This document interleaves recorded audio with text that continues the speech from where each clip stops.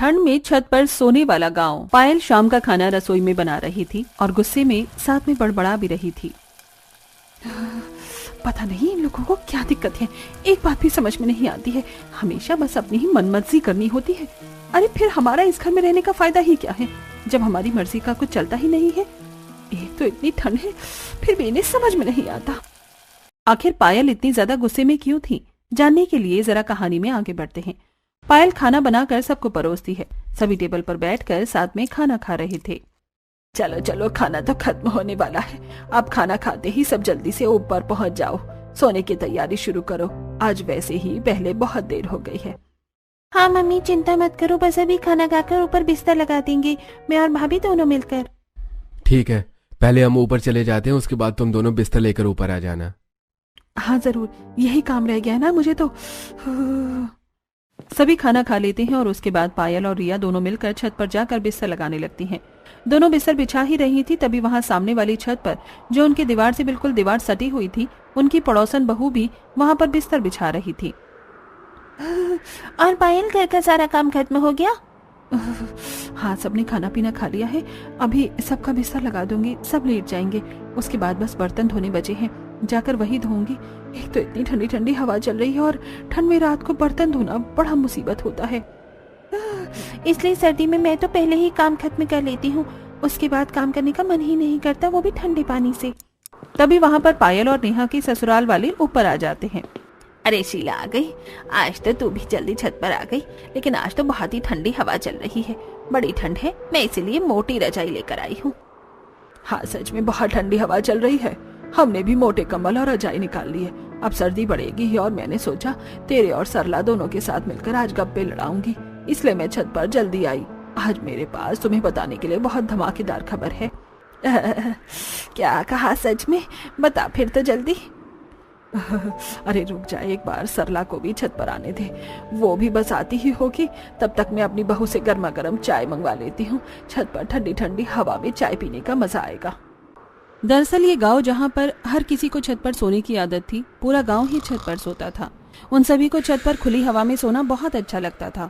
इस तरह सभी छत पर पहले जाकर थोड़ी बहुत देर बात करने की आदत थी और उसके बाद सभी एक दूसरे से बात करते हुए सो जाते थे। लेकिन वहीं दूसरी तरफ जब पायल नीचे बर्तन धोने आती है तब वो गुस्से में बर्तन धो रही थी और वो पहले से ही गुस्से में थी। गुस्सा आना तो लाजमी है ना, बताओ भला ऐसी छत पर कौन सोता है। अरे मैं तो घर की बहू हूँ, कम से कम मुझे तो कमरे में अकेले सोने दो, ऊपर से इतनी सर्दी में छत पर सुला देते हैं। गर्मियों में तो मैंने कुछ नहीं कहा था, लेकिन कम से कम सर्दी में तो मुझे चैन से सोने दो। तो बहू को छत पर सोना पसंद नहीं था, जो कि जरा लाजमी भी है। वहीं दूसरी तरफ सरला की बहू, जिसकी अभी नई नई शादी हुई थी, वो भी छत पर बिस्तर लगाने जा रही थी, लेकिन उसने घूंघट किया हुआ था, जिसकी वजह से वो सीढ़ी पर गिर जाती है। ओए माँ, मर गई मैं तो, फूट गई, बड़ी जोर की लगी है, पैर भी मुड़ गया। उसकी आवाज सुनकर उसकी सास सरला और उसकी ननंद मोना दोनों वहां आती हैं। अरे भाभी, क्या हो गया? आप ऐसे क्यों चिल्ला रही थी? मैं सीढ़ी पर गिर गई हूँ, बहुत जोर से चोट लगी है और मेरा पैर भी मुड़ गया है। मुझे नहीं लगता अब सोने में ऊपर जा पाऊंगी, आप सब ऊपर चले जाइए, मैं रहने देती हूँ। ला दिखा, मुझे जरा सी ही तो चोट लगी है तुझे, तू भी ना बहू बहुत ही ज्यादा नाजुक गली है। चल मैं और मोना तेरी मदद करते हैं ऊपर छत तक जाने में, चिंता मत कर, हम तुझे यहाँ नीचे अकेले नहीं छोड़ेंगे, हम सभी का बराबर ध्यान रखते हैं। रही बात बिस्तर लगाने की, तो वो भी आज मोना ही लगा देगी। सरला और मोना दोनों रितु को पकड़कर छत पर ले जाते हैं। तब रितु मन ही मन सोचती है, चोट में भी मुझे नहीं छोड़ रही है। अरे कम से कम आज तो इसी बहाने मुझे नीचे सोने का मौका मिल जाता, लेकिन नहीं, एकदम जिद्दी ससुराल वाले हैं मेरे तो, सुलाना इन्हें मुझे छत पर ही है, ऊपर से यहाँ इतनी तेज हवा भी चल रही है, ठंड में तो मेरी कुल्फी ही जम जाएगी यहाँ पर छत पर। इस तरह रितु को भी जबरदस्ती छत पर ले जाया जाता है और हर कोई अड़ोसी पड़ोसी रात को छत पर खुले आसमान के नीचे बिस्तर लगाकर सोते हैं। यहाँ कुछ ऐसा ही था। इस तरह दिन गुजर रहे थे। वहीं पड़ोस में एक नई नवेली दुल्हन आई थी। तभी उसका गृह प्रवेश कर रहे थे और वहां पर सभी पड़ोसन थी। आजा बहू, गृह प्रवेश कर, अपने दाहिने पैर से कलश गिरा दे। पलक कलश गिरा कर गृह प्रवेश करती है। उसके बाद सभी कहते हैं, हाँ, स्वागत है हमारे खुले गांव के ससुराल में। एकदम खुली और ताजी हवा का एहसास होगा यहाँ। बिल्कुल सही कहा, यहाँ पर ऐसा खुला वातावरण कहीं नहीं मिलेगा बहू, जैसा हमारे गांव में मिलता है। हमारी बहुओं से पूछो, इसलिए तो खुश रहती हैं। नई नवेली दुल्हन पलक को तो कुछ समझ में ही नहीं आता, लेकिन वहीं खड़ी पुरानी बहुएं कहती हैं, हाँ बिल्कुल बिल्कुल, हम तो कुछ ज्यादा ही खुश हैं यहाँ पर। हर रोज खुली हवा में सोने का हमें इतना अच्छा अवसर जो मिलता है, जिसकी वजह से हमारी रात की नींद पूरी नहीं हो पाती है। अरे कुछ दिन पहले मुझे चोट लग गई, लेकिन फिर भी जबरदस्ती मुझे छत पर लेकर गई है सुलाने के लिए। हाँ, और कल पूरी रात मुझे नींद नहीं आई। एक तो इतनी ठंडी हवा चल रही थी, ऊपर से मेरा कंबल भी इतना पतला था। आज भी मुझे खांसी जुकाम हो रखा है, लेकिन नहीं, इन्हें तो सिर्फ अपनी मर्जी चलानी है। सच में क्या ही कह सकते हैं इन लोगों को। अब अगले दिन जब पलक रात को सभी को खाना बनाकर खिलाती है, खाना खाने के बाद वो जब अपने कमरे में जा रही थी, तब उसकी सास उसे रोकते हुए कहती है, अरे बेटा, कहाँ जा रही है? चल जल्दी से बिस्तर लेकर छत पर चल, वहीं पर हमारा बिस्तर लगेगा। ये बात सुनकर पलक को बड़ी हैरानी होती है। क्या कहा? छत पर? लेकिन ऐसा क्यों? अरे हमारे यहाँ ऐसा ही होता है। हमारे यहाँ पूरा गांव छत पर ही सोता है। छत पर एकदम खुली और ताजी हवा जो चलती है, छत पर सोने का जो मजा है वो कहीं और नहीं। जल्दी कर, सब लोग छत पर आ गए होंगे। ये बात पलक को तो बड़ी अजीब लगती है, लेकिन वो कर भी क्या सकती थी। जैसा उसकी सास ने करने को कहा, उसने वैसा ही कर लिया। उनके पीछे पीछे छत पर चली जाती है और चारों तरफ नजरें घुमाकर देखती है कि लगभग पूरा गांव ही अपनी छतों पर बिस्तर बिछा रहा था और आधे लोग तो सो भी गए थे। तभी उनकी पड़ोसन सुनीता कहती है, अरे वाह, हमारी नई नवेली दुल्हन भी आ गई छत पर। कैसे नहीं आती, छत पर सोने का मजा ही जो अलग है। वही तो, छत पर खुले में सोना जितना मजा और कहीं हो भी सकता है भला। वहीं दूसरी तरफ सुनीता की बहू मन में सोचती है, ये लोग कुछ भी अपने मन में खुद ही सोच लेते हैं, हमें अच्छा लगेगा, लेकिन इन्हें कौन बताए हमें जो छत पर सोना बिल्कुल भी पसंद नहीं है, लेकिन जबरदस्ती ऊपर उठाकर ले आते हैं। मैं तो पलक का सोच रही हूँ, बेचारी को शादी के दूसरे ही दिन छत पर जाकर सोना पड़ रहा है। पता नहीं मन में क्या क्या सोच रही होगी। सभी बिस्तर लगाकर सो जाते हैं, लेकिन पलक, जिसके लिए ये सब बिल्कुल नया था, उसे बिल्कुल भी नींद नहीं आती। वो आंखें खोलकर देखती है कि उसके पूरे ससुराल वाले आराम से खर्राटे मारकर सो रहे थे। वो बड़ी परेशान हो जाती है। यार, यहाँ छत पर कितनी तेज हवा चल रही है। मेरे ससुराल वाले नहीं, मुझे तो लगता है पूरे गांव वाले ही पागल हैं। भला ऐसी सर्दी में इतनी ठंडी हवा में छत पर कौन सोता है? सभी लोग कैसे खर्राटे मारकर सो रहे हैं। मुझे तो बिल्कुल नींद नहीं आ रही, मुझे तो बहुत ठंड लग रही है। इस तरह पूरी रात ठंडी हवा में पलक की कुल्फी जम जाती है। वो पूरी रात एक पल भी चैन से नहीं सो पाती और बस करवट बदलती रह जाती है। अगले दिन सुबह पलक सभी को चाय बनाकर देती है। ठंड में सुबह सुबह चाय का अलग ही मजा है। अच्छा बहू, एक बात बता, रात को तुझे मजा आया ना ऊपर सोने में? हे भगवान, ये कैसा सवाल हुआ? मजा तो आया ही होगा माँ। अब ठंड में यहाँ पर इतनी खुली और ताजी हवा में छत पर सोने का मौका मिलेगा तो हर किसी को अच्छा तो लगेगा ही। हे भगवान, मुझे तो मेरा पति भी बिल्कुल पागल ही लगता है। ठंड में छत पर कौन सोता है? इस तरह सभी गांव वाले हर रोज छत पर ही सोते थे, लेकिन बहुओं को बिल्कुल भी नींद नहीं आती थी। ना तो उन्हें बिल्कुल भी आदत थी छत पर सोने की, और ऊपर से उन्हें बहुत सी परेशानी भी होती थी। एक रात जब सभी आराम से सो रहे थे, तब पायल, अरे यार, छत पर तो इतने मोटे मोटे मच्छर हैं, लगता है एक ही दिन में ये मेरा सारा खून पी जाएंगे। अब क्या करूं? ऊपर से मुझे बहुत ज्यादा ठंड भी लग रही है। पायल को बिल्कुल भी नींद नहीं आ रही थी और वो आंख बंद करके दोबारा सोने की कोशिश करती है, लेकिन तभी उसकी ननंद रिया उसके ऊपर पैर रख देती है, जिसके बाद उसे गुस्सा आता है। लो जी, बस इसी चीज की कमी रह गई थी। मेरे ऊपर इतना भारी 10 किलो का पैर रख दिया है। सब इतना चिपक कर सोते हैं, बिल्कुल नींद नहीं आती है। पायल गुस्से में रिया का पैर उठाकर फेंक देती है और दोबारा सोने की कोशिश करती है, लेकिन इस बार रिया उसके ऊपर हाथ रख देती है।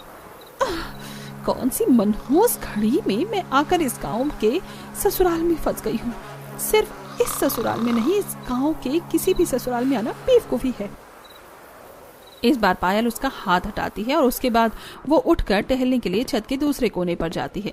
तभी सामने उसे लंबे बालों वाली एक परछाई नजर आती है, जिसे देखकर वो डर जाती है और हल्का चिल्लाती ही है कि चुड़ैल। अरे शांत, चुप हो जा पायल, कोई चुड़ैल नहीं है, मैं हूँ सीमा। अच्छा तुमने तो मुझे डरा ही दिया। तुम अब तक सोई नहीं? अरे यार कहाँ, एक तो इतनी ठंडी हवा चल रही है, बड़ी ठंड लग रही है, ऊपर से इतने मोटे मोटे मच्छर काट रहे हैं, पूछो ही मत। सच में यार मेरा भी यही बुरा हाल है।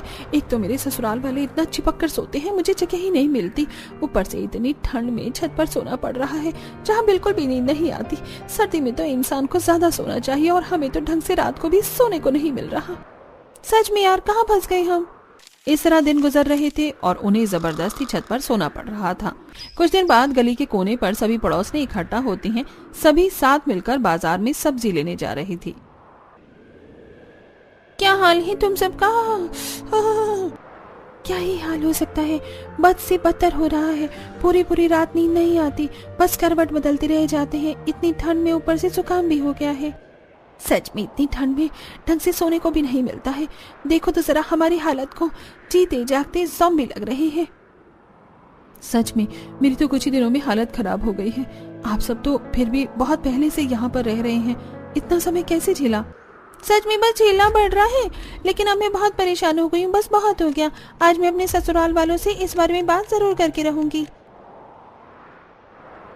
हाँ बिल्कुल सही, हमें एक बार अपने ससुराल वालों से इस बारे में बात कर लेनी चाहिए।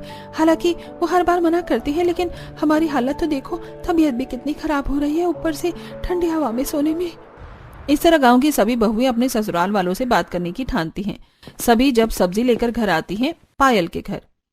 आज मैं छत पर नहीं सोऊंगी मम्मी जी, मेरा गला बहुत ज्यादा खराब है और तबीयत भी ठीक नहीं है। अरे कोई बात नहीं, छत पर सोने से सब ठीक हो जाएगा। लेकिन छत पर सोने से सब ठीक कैसे होगा? बिल्कुल होगा, जब तुम ठंडी और ताजी हवा में सोओगी तो सब ठीक हो ही जाएगा। बल्कि उसमें तो तबीयत और ज्यादा खराब हो जाएगी। मुझे छत पर नहीं सोना है, मैं नीचे यहाँ अपने कमरे में अकेले से सो जाऊंगी। ऐसे कैसे सो जाओगी? हमारे घर की परंपरा है, हर कोई ऊपर छत पर एक साथ ही सोता है। तुम ऐसे हमारी बात के खिलाफ नहीं जा सकती। चुपचाप जल्दी से शाम का खाना और काम खत्म करो और बिस्तर लेकर ऊपर चली जाओ। वहीं दूसरी तरफ नेहा के घर में, मुझे छत पर इसलिए नहीं सोना क्योंकि मुझे वहाँ नींद नहीं आती और अब सर्दी भी बढ़ गई है, बहुत ठंडी हवा चलती है। तो क्या हुआ, रजाई भी तो मोटी है और हम भी तो सोते हैं, हमें तो कोई ठंड नहीं लगती। लेकिन माँ जी क्या छत पर सोना इतने ही जरूरी है? अब सर्दी है, बिल की भी कोई चिंता नहीं। अब तो मैं कम से कम आराम से अपने कमरे में नीचे सो सकती हूँ। नहीं, तुम्हें पता है हमारे गांव में ऐसा ही होता है। पूरा परिवार एक साथ मिलजुल कर रहता है और सभी काम एक साथ करता है। हम खाना भी एक साथ बैठकर खाते हैं और सोएंगे भी एक साथ ही। आगे से इस बारे में कोई बात ना हो। इस तरह हर किसी को वही बात सुनने को मिलती है। अरे भला सोने एक साथ क्यों जरूरी है? अलग अलग भी तो सो सकते हैं, लेकिन नहीं, इन्हें तो सोना भी एक साथ ही है। अगले दिन शाम को, आजकल छत पर सोने में कितना मजा आ रहा है ना, कितनी ठंडी मस्त हवा चलती है। सच में मजा आ जाता है, लेकिन कल मेरी बहू ऊपर छत पर सोने से मना कर रही थी।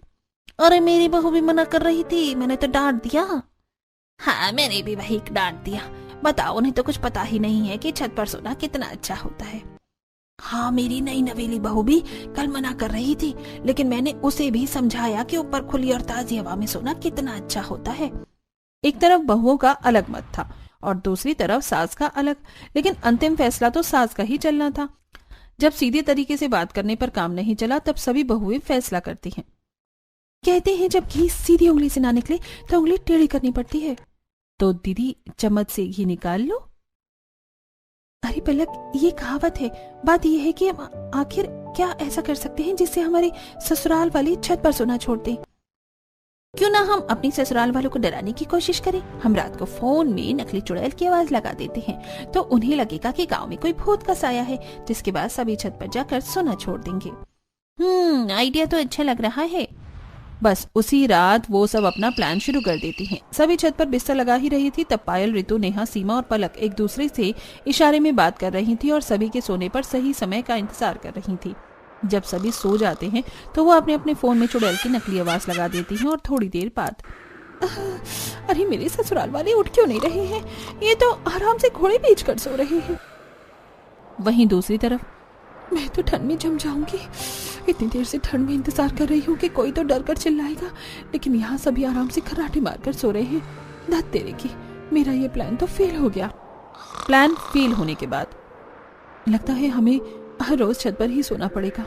इस प्लान से तो कोई भी नहीं उठा। डरना तो दूर की बात है, अब सो ही जाती हूँ। वैसे भी इतने दिनों से ठीक से सोई तक नहीं हूँ। पलक रजाई में मुंह ढककर सो जाती है। अगले दिन पांचों मिलती हैं। कल का प्लान तो बिल्कुल फेल हो गया। क्यों ना इस बार हम उन्हें किसी सांप या बिच्छू से डराएं। अरे अगर हम उन्हें इससे डराएंगे तो हमारा भी तो नुकसान होगा। हम खुद डर जाएंगे। भला सांप और बिच्छू कोई खेलने की चीज थोड़ी है। अरे तो असली कौन लेकर आएगा रा? नकली लाएंगे। हम में से कोई एक ही ये काम करेगा ताकि सभी भी डर जाएं और हमारा भांडा भी ना फूटे, क्योंकि नकली की बात तो जल्दी ही फैल जाएगी। अगले प्लान को अंजाम दिया जाता है। जब सभी सो रहे थे तब सबसे पहले पायल अपने ससुराल वालों के ऊपर सांप डालती है। जैसे ही रमेश को एहसास होता है कि उसके ऊपर कुछ है तो वो उसे हटाने की कोशिश करता है। तब उसके हाथों से छूकर एहसास उसे होता है कि ये कोई अजीब सी चीज है। वो जैसे ही उठकर उसे पकड़ता है तो अंधेरे में उसे एहसास होता है कि उसने सांप पकड़ा है। जिसके बाद वो तेजी से चिल्लाता है, अरे बचाओ बचाओ, सांप आ गया, सांप आ गया। उसकी आवाज सुनकर सभी उठ जाते हैं और तभी रमेश बड़ी जोर से सांप को दूर फेंकता है और वो उनके बगल वाली छत पर सीधा महेश के ऊपर जाकर गिरता है, जो सो रहा था। महेश को भी किसी के होने का एहसास होता है और जैसे ही वो देखता है तो वो भी चिल्लाकर उसे दूर फेंक देता है। इसी तरह सभी उठ जाते हैं। और क्या हुआ जी, क्या देखा आपने? अरे मेरे ऊपर सांप आया था, मैंने उसे अभी फेंका है। क्या कहा पापा जी? सांप आ गया? देखा, यहाँ खुले में सोना बिल्कुल भी सेफ नहीं है, बहुत खतरनाक हो सकता है।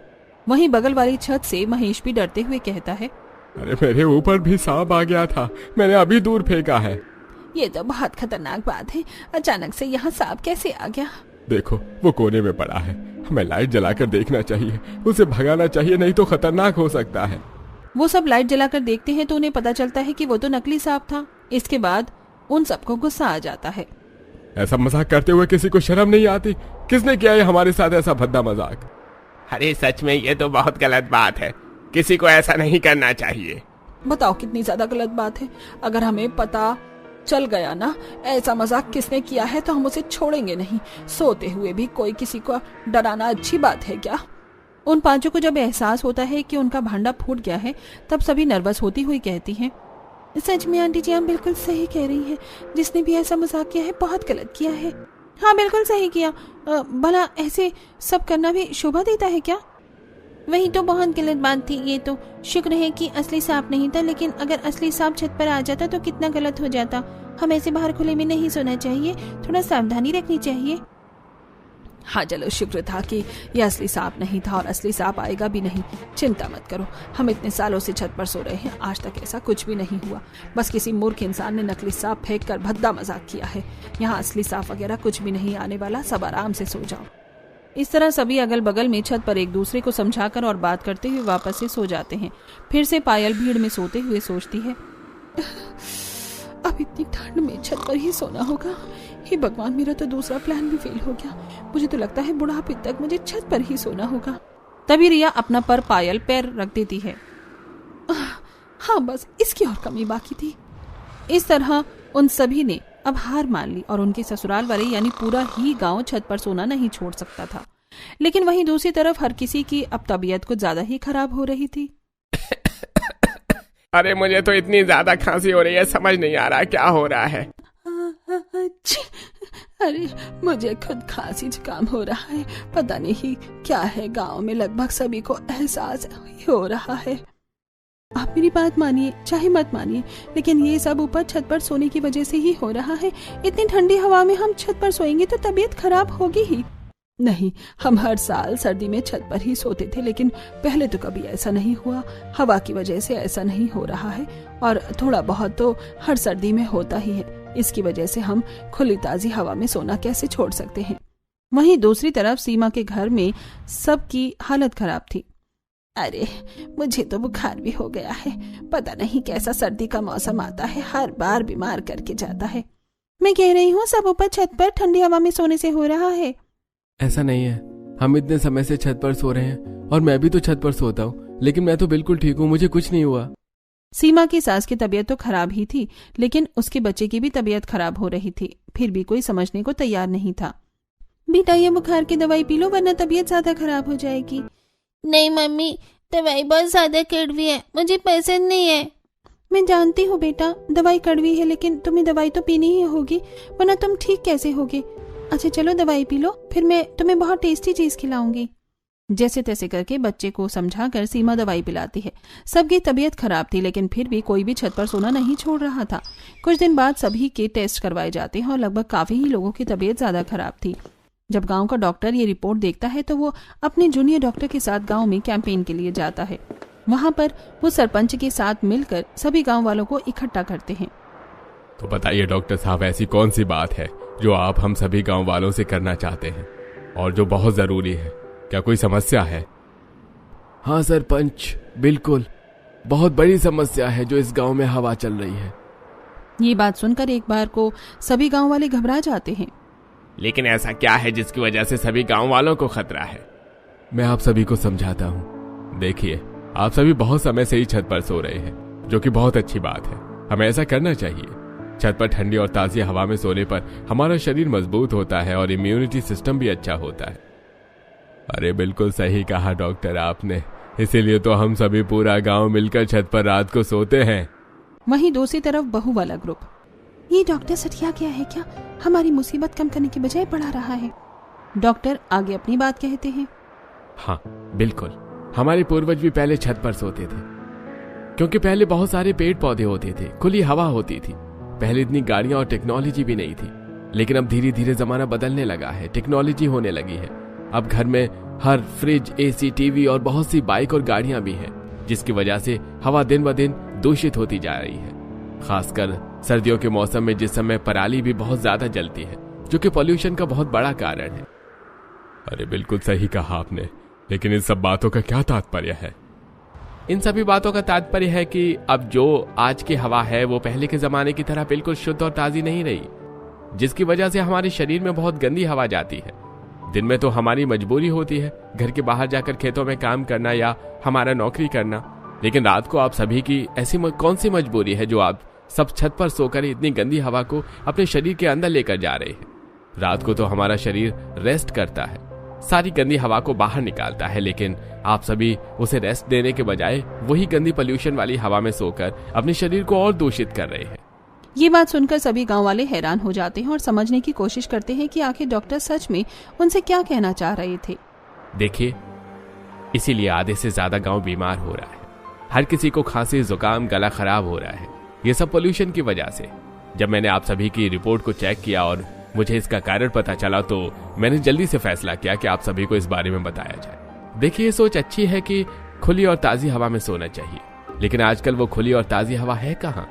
पहले के जमाने में पोल्यूशन नहीं था तो सब शुद्ध था, लेकिन आजकल आप वाकिफ हैं कि सब सच्चाई से। तो फिर इतना बड़ा खतरा क्यों मोल लेना, जिसकी वजह से हमारी तबीयत खराब होती है और ये हमारे स्वास्थ्य के लिए बहुत हानिकारक है। अरे बिल्कुल सही कहा डॉक्टर ने। तो आप सभी गांव वाले अगर अपने स्वास्थ्य को सही करना चाहते हैं तो सर्दियों में खासकर छत पर न सोया जाए, तभी पोल्यूशन ज्यादा होता है और गर्मी में इतनी परेशानी नहीं होती। अरे तो गांव वालों, सभी ध्यान से सुनो। हमारी पुरानी जो प्रथा थी छत पर सोने की, वो पुराने जमाने के हिसाब से ठीक थी, लेकिन बदलते समय के हिसाब से और बढ़ते पोल्यूशन की वजह से अब हमें फैसला लेंगे कि छत पर कोई न सोए, खासकर सर्दियों में। सभी अपने परिवार के साथ अब नीचे अपने कमरों में ही सोएंगे। इस तरीके से ऑफिशियली ये गांव के सरपंच द्वारा निर्धारित हो जाता है। सभी गांव वालों को भी ये बात समझ आ जाती है और वो भी छत पर सोने का फैसला छोड़ देते हैं। सभी डॉक्टर के पास जाकर धन्यवाद करती हैं। हमें खुशी है कि हमारी बात सुनने के बाद आपने सभी को समझाने का निर्णय लिया। हमारी मदद करने के लिए आपका बहुत बहुत शुक्रिया। ये तो मेरा फर्ज है, एक डॉक्टर का फर्ज है सबकी जान बचाना और उन्हें सभी सही चीज से अवगत कराना। जब मुझे पता चला कि तबीयत खराब होने के बाद भी कोई नहीं मान रहा है और ये बहुत खतरनाक भी है, तो मेरा मन नहीं माना पीछे हटने का। मैंने निर्णय लिया कि सभी को अगर इस बारे में समझाया जाए। सच में हम सभी इन्हें समझा कर परेशान हो गए थे, लेकिन कोई हमारी बात समझने को तैयार ही नहीं था। आपकी वजह से गांव की ये समस्या सॉल्व हो गई है। वो सभी डॉक्टर को धन्यवाद करती हैं और डॉक्टर वहां से चला जाता है। उन्हीं के कहने पर डॉक्टर सभी को समझाने आया था। अब इस तरह उन सभी को भी ठंड में छत पर सोने से छुटकारा मिल जाता है और अब गांववासी अपने परिवार के साथ नीचे अपने अपने कमरों में ही सोते हैं।